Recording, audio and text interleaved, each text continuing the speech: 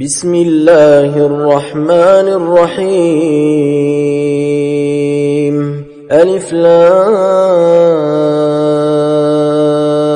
را. كتاب أحكمت آياته ثم فصلت من لدن حكيم خبير. ألا تعبدوا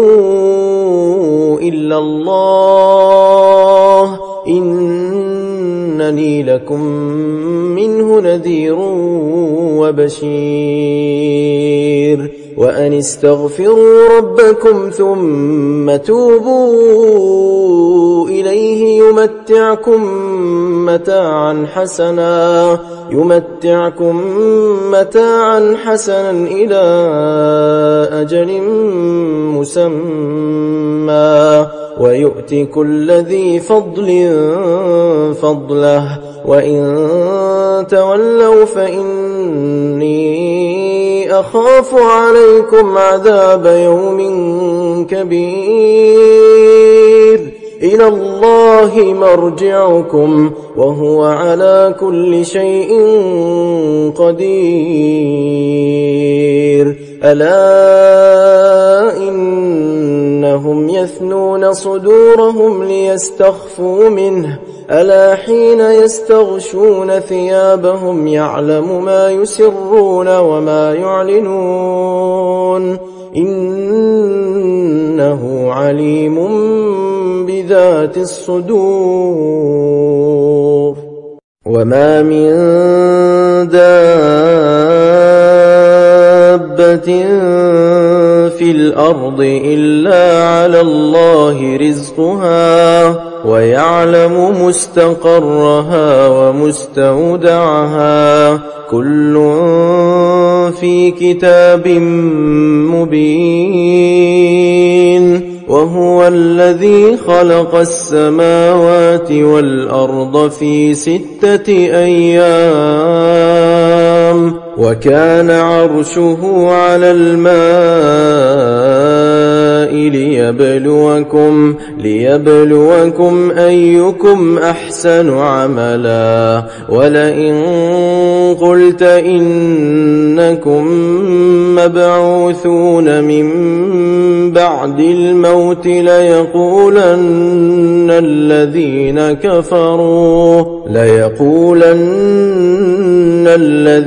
كفروا إن هذا إلا سحر مبين. ولئن أخرنا عنهم العذاب إلى أمة معدودة ليقولن ما يحبسه ألا يوم يأتيهم ليس مصروفا عنهم وحاق بهم ما كانوا به يستهزئون. ولئن أذقنا الإنسان منا رحمة ثم نزعناها منه إنه ليئوس كفور. ولئن أذقناه نعماء بعد ضراء مسته ليقولن ذهب السيئات عني إنه لفرح فخور. إلا الذين صبروا وعملوا الصالحات أولئك لهم مغفرة وأجر كبير. فلعلك تارك بعض ما يوحى إليك وضائق به صدرك أن يقولوا لولا أنزل عليه كنز أو جاء معه ملك إنما أنت نذير والله على كل شيء وكيل أم يقولون افتراه قل فأتوا ب10 سور مثله مفتريات وادعوا من استطعتم من دون الله إن كنتم صادقين فإن لم يستجيبوا لكم فاعلموا أنما أنزل بعلم الله وأن لا إله إلا هو فهل أنتم مسلمون من كان يريد الحياة الدنيا وزينتها نوفي إليهم أعمالهم فيها وهم فيها لا يبخسون أولئك الذين ليس لهم في الآخرة إلا النار وحبط ما صنعوا فيها وباطل ما كانوا يعملون أفمن كان على بينة من ربه ويتلوه شاهد منه ومن قبله كتاب موسى إماما ورحمة أولئك يؤمنون به ومن يكفر به من الأحزاب فالنار موعده فلا تك في مرية منه إنه الحق من ربك ولكن أكثر الناس لا يؤمنون ومن أظلم ممن افترى على الله كذبا أولئك يعرضون على ربهم ويقول الأشهاد هؤلاء الذين كذبوا على ربهم ألا لعنة الله على الظالمين الذين يصدون عن سبيل الله ويبغونها عوجا وهم بالآخرة هم كافرون أولئك لم يكونوا معجزين في الأرض وما كان لهم من دون الله من أولياء يضاعف لهم العذاب ما كانوا يستطيعون السمع وما كانوا يبصرون أولئك الذين خسروا أنفسهم وضل عنهم ما كانوا يفترون لا جرم أنهم في الآخرة هم الأخسرون إن الذين آمنوا وعملوا الصالحات وأخبتوا إلى ربهم أولئك أصحاب الجنة هم فيها خالدون مثل الفريقين كالأعمى والأصم والبصير والسميع هل يستويان مثلا أفلا تذكرون ولقد أرسلنا نوحا إلى قومه إني لكم نذير مبين ألا تعبدوا إلا الله إني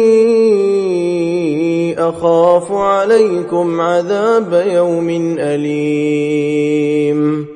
فقال الملأ الذين كفروا من قومه ما نراك إلا بشرا مثلنا وما نراك اتبعك إلا الذين هم أراذلنا بادي الرأي وما نرى لكم علينا من فضل بل نظنكم كاذبين. قال يا قوم أرأيتم إن كنت على بينة من ربي وآتاني رحمة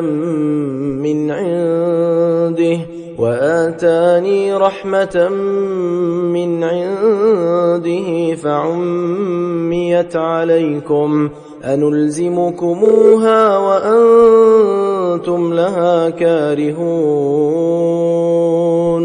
ويا قوم لا أسألكم عليه مالا إن أجري إلا على الله وما أنا بطارد الذين آمنوا إنهم ملاقو ربهم ولكني أراكم قوما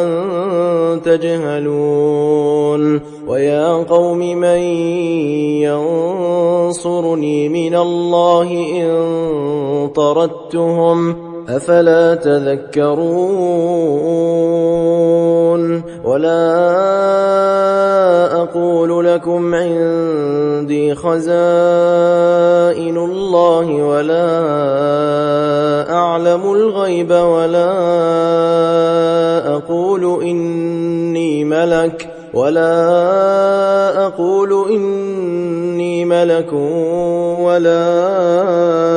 أقول للذين تزدري أعينكم لن يؤتيهم الله خيرا الله أعلم بما في أنفسهم إني إذا لمن الظالمين. قالوا يا نوح قد جادلتنا فأكثرت جدالنا فأتنا بما تعدنا إن كنت من الصادقين. قال إنما يأتيكم به الله إن شاء وما أنتم بمعجزين. ولا ينفعكم نصحي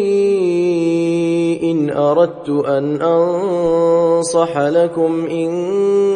كان الله يريد أن يغويكم هو ربكم وإليه ترجعون.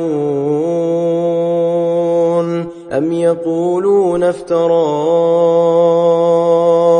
قل إن افتريته فعلي إجرامي وأنا بريء مما تجرمون. وأوحي إلى نوح أنه لن يؤمن من قومك إلا من قد آمن فلا تبتئس بما كانوا يفعلون.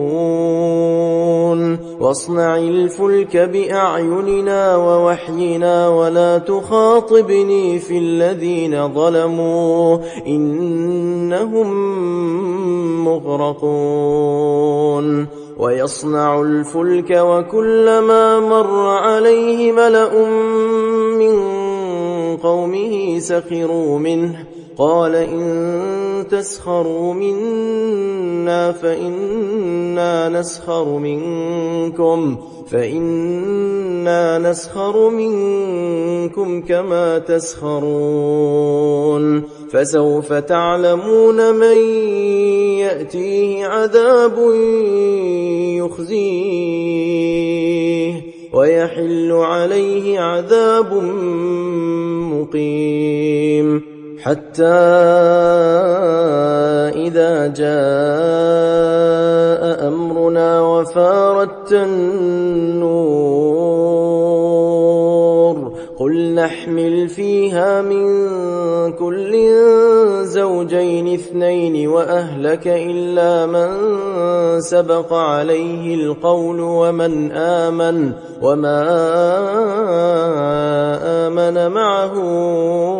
إلا قليل وقال اركبوا فيها بسم الله مجريها ومرساها إن ربي لغفور رحيم وهي تجري بهم في موج كالجبال ونادى نوح ابنه وكان في معزل يا بني اركب معنا ولا تكن مع الكافرين قال سآوي إلى جبل يعصمني من الماء قال لا عاصم اليوم من أمر الله إلا من رحم وحال بينهما الموج فكان من المغرقين وقيل يا أرض ابلعي ماءك ويا سماء أقلعي وغيض الماء وقضي الأمر واستوت على الجودي وقيل بعدا للقوم الظالمين ونادى نوح ربه فقال رب إن ابني من أهلي وإن وعدك الحق وأنت أحكم الحاكمين قال يا نوح إنه ليس من أهلك إنه عمل غير صالح فلا تسألني ما ليس لك به علم إني أعظك أن تكون من الجاهلين قال رب إني أعوذ بك أن أسألك ما ليس لي به علم وإلا تغفر لي وترحمني أكن من الخاسرين قيل يا نوح اهبط بسلام منا وبركات عليك وعلى ممن معك وأمم سنمتعهم ثم يمسهم منا عذاب أليم تلك من أنباء الغيب نوحيها إليك ما كنت تعلمها أنت ولا قومك من قبل هذا فاصبر إن العاقبة للمتقين وإلى عاد أخاهم هودا قال يا قوم اعبدوا الله ما لكم من إله غيره إن أنتم إلا مفترون يا قوم لا أسألكم عليه أجرا إن أجري إلا على الذي فطرني أفلا تعقلون ويا قوم استغفروا ربكم ثم توبوا إليه يرسل السماء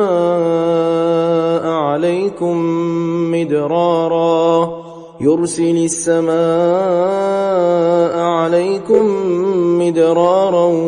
ويزدكم قوة إلى قوتكم ولا تتولوا مجرمين قالوا يا هود ما جئتنا ببينة وما نحن بتاركي آلهتنا عن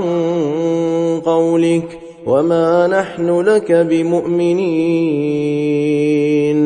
إن نقول إلا اعتراك بعض آلهتنا بسوء قال إني أشهد الله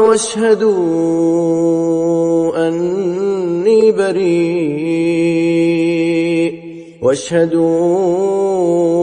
أني بريء مما تشركون من دونه فكيدوني جميعا ثم لا تنظرون إني توكلت على الله ربي وربكم ما من دابة إلا هو آخذ بناصيتها إن ربي على صراط مستقيم فإن تولوا فقد أبلغتكم ما أرسلت به إليكم ويستخلف ربي قوما غيركم ولا تضرونه شيئا إن ربي على كل شيء حفيظ ولما جاء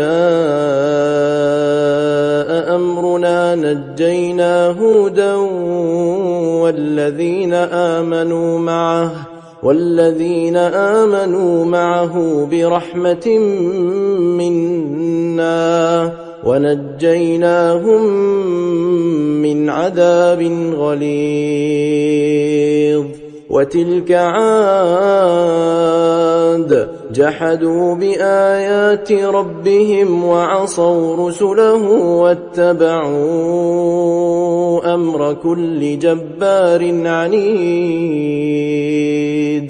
وأتبعوا في هذه الدنيا لعنة ويوم القيامة ألا إن عادا كفروا ربهم ألا بعدا لعاد قوم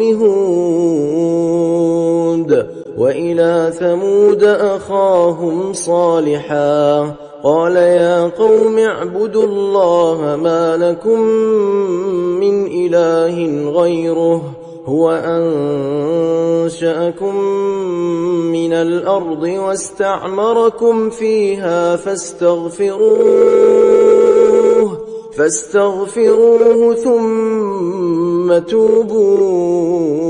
إليه إن ربي قريب مجيب قالوا يا صالح قد كنت فينا مرجوا قبل هذا أتنهانا أن نعبد ما يعبد آباؤنا وإننا لفي شك مما تدعونا إليه مريب قال يا قوم أرأيتم إن كنت على بينة من ربي وآتاني منه رحمة فمن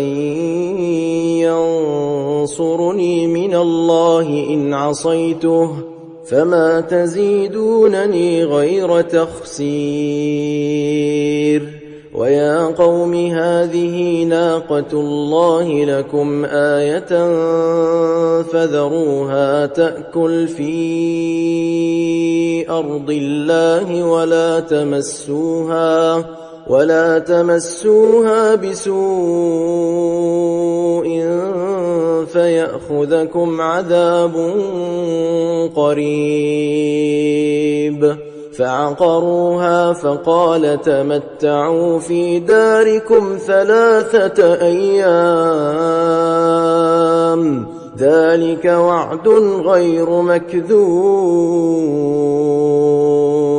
فلما جاء أمرنا نجينا صالحا والذين آمنوا معه برحمة منا ومن خزي يومئذ إن ربك هو القوي العزيز وأخذ الذين ظلموا الصيحة فأصبحوا في ديارهم جاثمين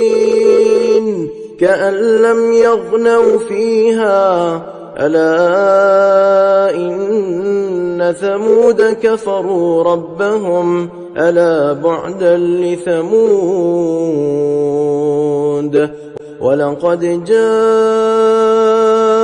رسلنا إبراهيم بالبشرى قالوا سلاما قال سلام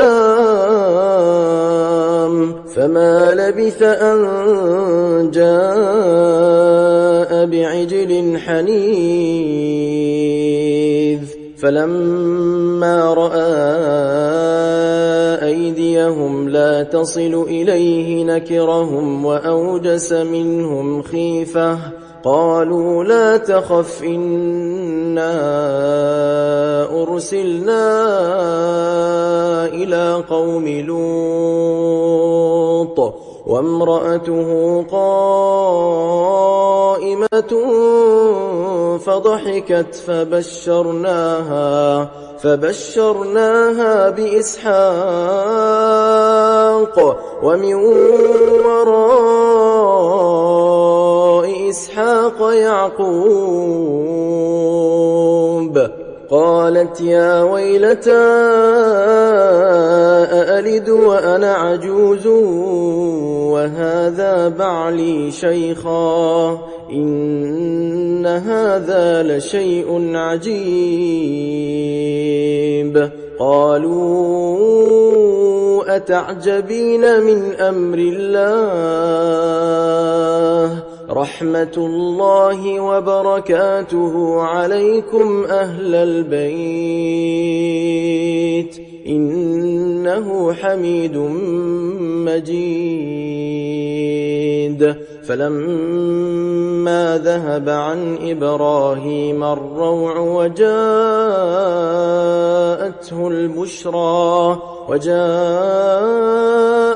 البشرى يجادلنا في قوم لوط إن إبراهيم لحليم أواه منيب يا إبراهيم أعرض عن هذا إنه قد جاء أمر ربك وإنهم آتيهم عذاب غير مردود ولما جاءت رسلنا لوطا سيء بهم وضاق بهم ذرعا وقال هذا يوم عصيب وجاءه قومه يهرعون إليه ومن قبل كانوا يعملون السيئات قال يا قوم هؤلاء بناتي هن أطهر لكم فاتقوا الله ولا تخزون في ضيفي أليس منكم رجل رشيد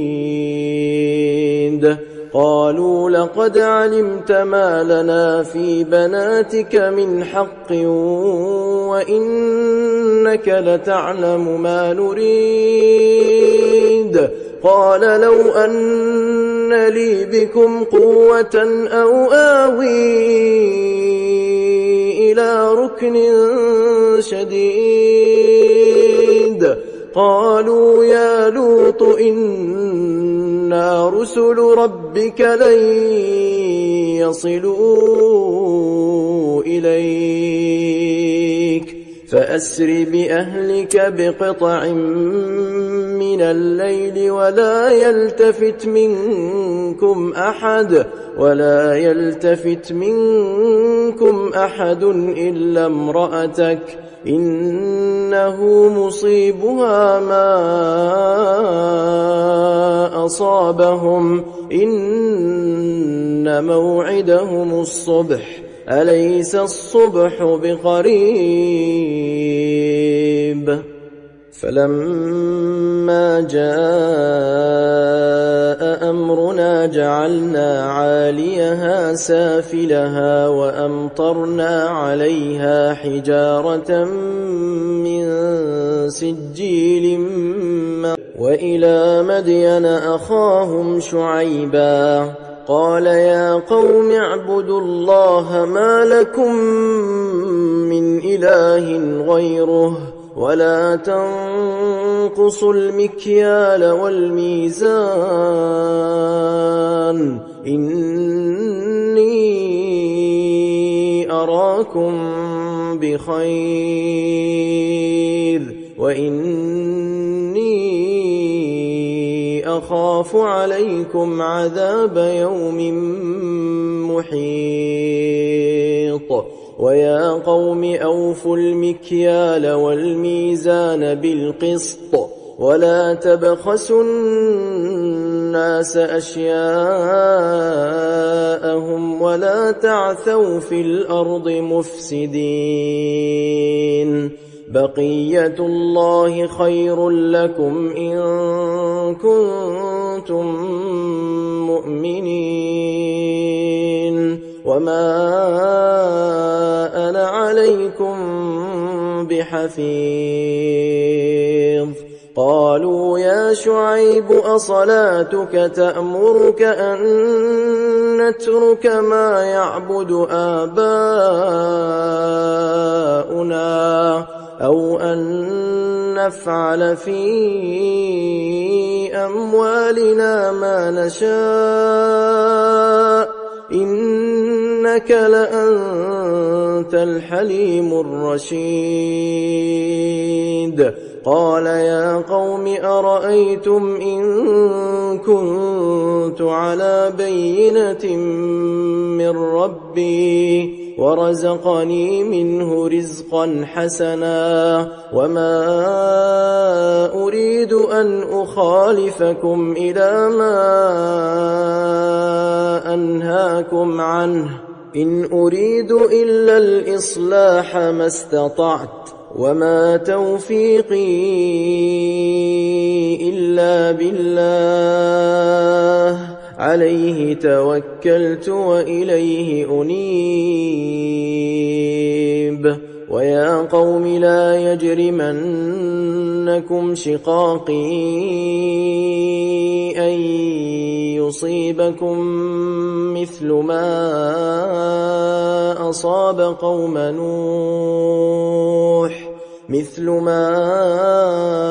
أصاب قوم نوح أو قوم هود أو قوم صالح وما قوم لوط منكم ببعيد واستغفروا ربكم ثم توبوا إليه إن ربي رحيم ودود قالوا يا شعيب ما نفقه كثيرا مما تقول وإنا لنراك فينا ضعيفا ولولا رهطك لرجمناك وما أنت علينا بعزيز قال يا قوم أرهطي أعز عليكم من الله واتخذتموه وراءكم ظهريا إن ربي بما تعملون محيط محيط ويا قوم اعملوا على مكانتكم إني عامل سوف تعلمون من يأتيه عذاب يخزيه ومن هو كاذب وارتقبوا إني معكم رقيب ولما جاء أمرنا نجينا شعيبا والذين آمنوا معه برحمة منا وأخذت الذين ظلموا الصيحة فأصبحوا في ديارهم جاثمين كأن لم يغنوا فيها ألا بعدا لمدين كما بعدت ثمود ولقد أرسلنا موسى بآياتنا وسلطان مبين إلى فرعون وملئه فاتبعوا أمر فرعون وما أمر فرعون برشيد يقدم قومه يوم القيامة فأوردهم النار وبئس الورد المورود وأتبعوا في هذه لعنة ويوم القيامة بئس الرفد المرفود ذلك من أنباء القرى نقصه عليك منها قائم وحصيد وما ظلمناهم ولكن ظلموا أنفسهم فما أغنت عنهم آلهتهم التي يدعون من دون الله من شيء لما جاء أمر ربك وما زادوهم غير تتبيب وكذلك أخذ ربك إذا أخذ القرى وهي ظالمة إن أخذه أليم شديد إن في ذلك لآية لمن خاف عذاب الآخرة ذلك يوم مجموع له الناس وذلك يوم مشهود وما نؤخره إلا لأجل معدود يوم يأتي لا تكلم نفس إلا بإذنه فمنهم شقي وسعيد فأما الذين شقوا ففي النار لهم فيها زفير وشهيق خالدين فيها ما دامت السماوات والأرض إلا ما شاء ربك إن ربك فعال لما يريد وأما الذين سعدوا ففي الجنة خالدين فيها ما دامت السماوات والأرض إلا ما شاء ربك عطاء غير مجذوذ فلا تك في مرية مما يعبد هؤلاء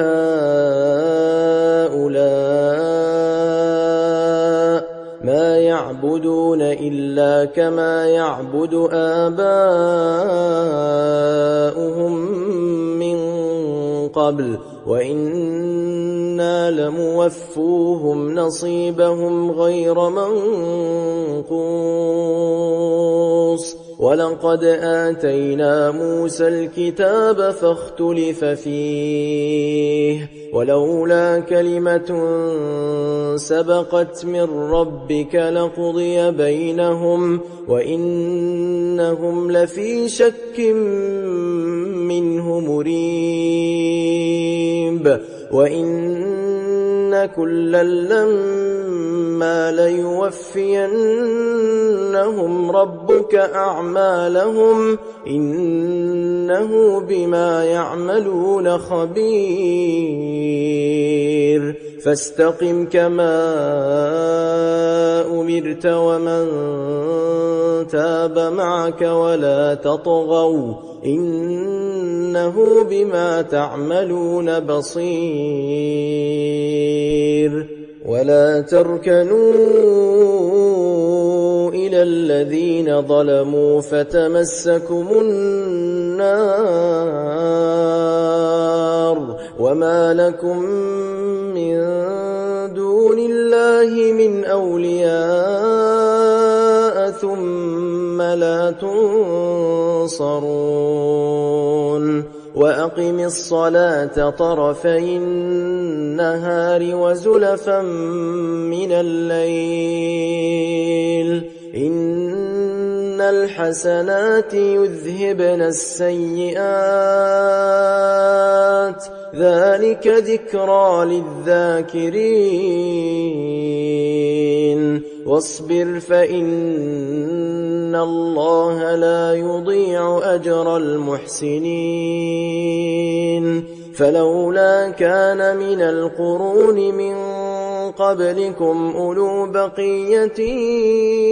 ينهون عن الفساد في الأرض إلا قليلا ممن أنجينا منهم واتبع الذين ظلموا ما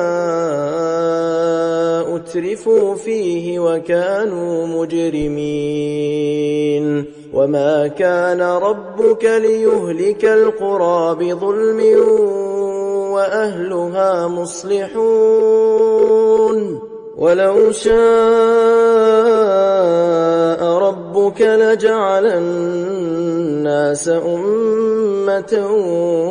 واحدة ولا يزالون مختلفين إلا من رحم ربك ولذلك خلقهم وتمت كلمة ربك لأملأن جهنم من الجنة والناس أجمعين وكلا نقص عليك من أنباء الرسل ما نثبت به فؤادك وجاءك في هذه الحق وموعظة وذكرى للمؤمنين وقل للذين لا يؤمنون اعملوا على مكانتكم إنا عاملون وانتظروا إنا منتظرون ولله غيب السماوات والأرض وإليه يرجع الأمر كله فاعبده وتوكل عليه وما ربك بغافل عما تعملون